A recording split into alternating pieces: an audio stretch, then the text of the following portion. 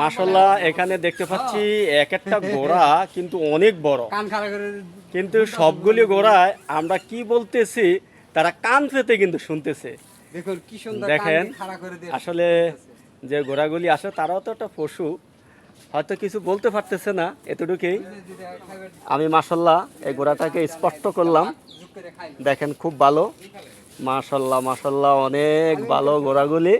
আমার জীবনে প্রথমবার আমি এইভাবে ঘোড়াকে হাত দিয়ে ধরলাম।